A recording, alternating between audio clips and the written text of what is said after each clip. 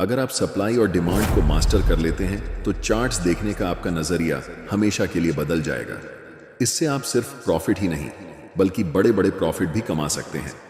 इस वीडियो में हम आपको यह सब चीजें बताने वाले हैं।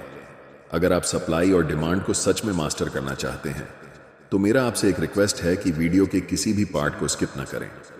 इस पूरे वीडियो में हम आपको बताएंगे कि सप्लाई और डिमांड क्या होता है, आपको इसे क्यों ट्रेड करना चाहिए, आप कैसे चार्ट्स पर सप्लाई और डिमांड जोन को ड्रॉ कर सकते हैं और फाइनली आप इसे कैसे ट्रेड कर सकते हैं, एंट्री कैसे लेनी है और एग्जिट कैसे करना है।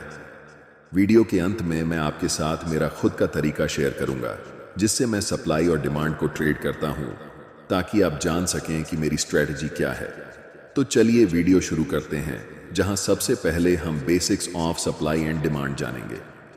सप्लाई और डिमांड क्या है? बेसिकली सप्लाई और डिमांड एक एग्रेसिव सेलिंग और एग्रेसिव बाइंग होती है, बस इतना ही।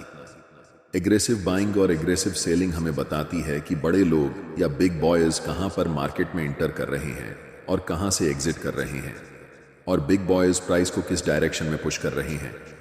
कैंडलस्टिक पैटर्न को ध्यान से देखो। ये बड़े रेड कैंडल हमें बताते हैं कि यहाँ पर एग्रेसिव सेलिंग हुई है, यानी कि यहाँ बड़े वॉल्यूम्स और बड़े मोमेंटम शामिल हैं मार्केट को नीचे लाने में। अब नेक्स्ट चार्ट पर ध्यान दें। आप यहाँ देख सकते हैं कि यहाँ पर एग्रेसिव बाइंग हुई है, जिसका मतलब है कि बिग बॉयज बड़े वॉल्यूम और बड़े मोमेंटम के साथ प्राइस को ऊपर ले जा रहे हैं। इन्हीं दोनों चीजों को आपको देखना चाहिए जब आप सप्लाई और डिमांड को ट्रेड कर रहे होते हैं, क्योंकि ऐसे मोमेंटम हमें बताता है कि स्मार्ट मनी कहां पर मार्केट में एंटर कर रही है, मार्केट को किस डायरेक्शन में ले जा रही है और मार्केट से कहां पर एग्जिट कर रही है। और अगर आप छोटे छोटे कैंडलस्टिक्स को देखते हैं तो इसे सप्लाई और डिमांड एरिया नहीं समझना चाहिए।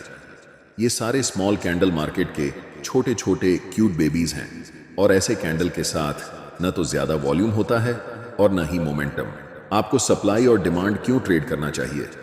पहले मैं आपको बताना चाहता हूं कि मैं सप्लाई और डिमांड को क्यों ट्रेड करता हूं। हम उन लोगों के साथ ट्रेड करना चाहते हैं जिनके पास बहुत सारा पैसा है, जिसे हम स्टॉक मार्केट की भाषा में स्मार्ट मनी कहते हैं। और मैं भी बिग बॉयज स्मार्ट मनी को फॉलो करके प्रॉफिट बनाना चाहता हूं। सबसे अच्छा तरीका जिससे आप पहचान सकते हैं कि मार्केट में स्मार्ट मनी कब इंटर कर रही है और कब एग्जिट कर रही है, वह है चार्ट्स पर सप्लाई और डिमांड जोन को पहचानना।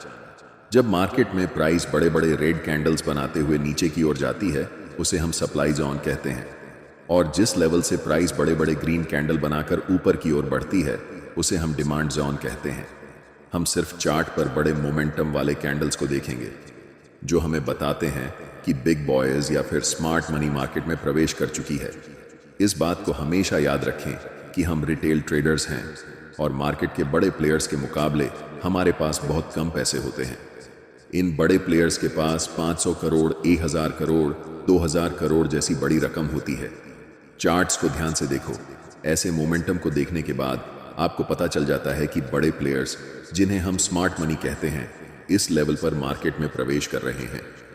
तो मेरा आपसे सवाल है, क्या आप ऐसी जगह पर खरीदना चाहोगे? अगर आपका जवाब नहीं है तो आप मार्केट में हमेशा के लिए लूजर ही रह जाओगे। लेकिन मुझे पता है कि आप सबका जवाब हाँ होगा, क्योंकि आप मार्केट में प्रॉफिट बनाने आए हैं और यहां तो आपके सामने मुफ्त पैसे पड़े हुए हैं। आप जानते हैं कि स्मार्ट मनी के पास बड़े पैसे हैं, बड़ी पावर है और उनके पास मार्केट को मूव करने की ताकत है। सबसे बड़ी गलती जो रिटेल ट्रेडर्स कर सकते हैं वह है ऐसे स्मार्ट मनी के खिलाफ ट्रेड करना जो आपसे अनलिमिटेड टाइम बड़ा है। अब आपको पता है कि सप्लाई और डिमांड को क्यों ट्रेड करना है। अब हम जानेंगे सप्लाई और डिमांड जोन को चार्ट्स पर कैसे ड्रा करते हैं।